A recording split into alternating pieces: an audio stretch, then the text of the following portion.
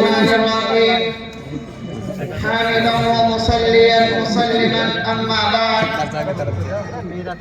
محترم معزز الكرام حکمین صاحبین، آج میں آپ حضرات کے سامنے موجودہ وقت کی اہم ترین ضرورت مدارس اسلامیہ کی حقیقت بیان کرنے جا رہا ہوں۔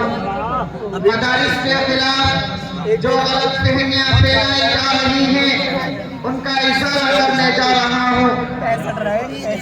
محترم دوستو، آج پوری دنیا میں مدارس اسلامیہ کو مشکوک نگاہوں سے دیکھا جا رہا ہے۔ مدارس کے خلاف عالمی سطح پر سازشیں کی جا رہی ہیں۔ کہیں تو مدارس و مکاتب کو دہشت گردی کا اڈہ قرار دیا جا رہا ہے، تو کہیں وطن دشمنی کا مرکز بتایا جا رہا ہے۔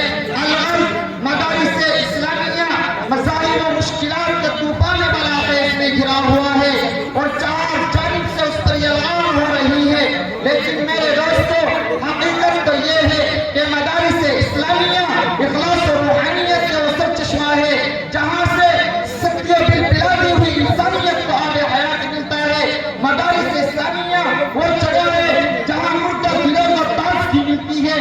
مدارس اسلامیہ وہ مقام ہے، وہ عدالت ہے جہاں عدل انصاف کا سبق پڑھایا جاتا ہے۔ مدارس اسلامیہ وہ منبع علم و حکم ہے جہاں صدیق کی صداقت، عمر فاروق کی عدالت، عثمان غنی کی سخاوت، حیدر کرار کی شجاعت سکھائی جاتی ہے۔ ہمیں یہ کہنے دو کہ مدارس اسلامیہ ہی وہ کارخانے ہیں جہاں سے انسانوں کی شکل میں ہیرے جواہرات نکلے۔ لوگ ان مدرسوں کو دہشت گردی اور ٹیلی ویژن کا اڈہ قرار دینے لگے۔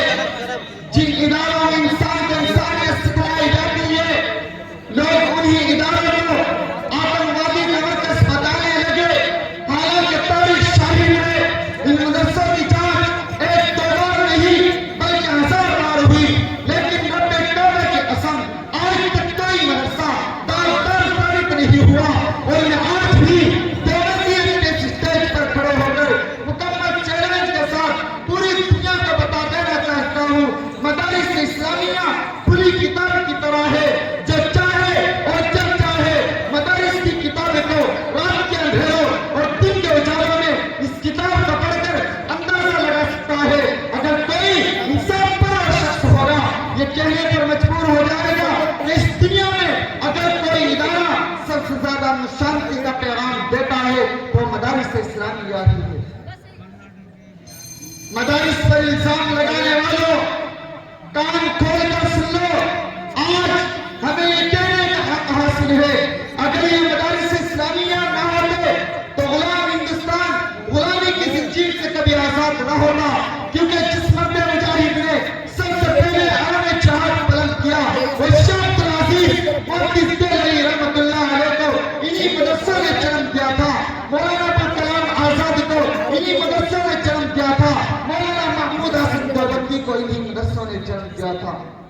اب میں اپنی بات کو یہیں پر ختم کرتا ہوں، تو آخر دعوانا الحمدللہ رب العالمین۔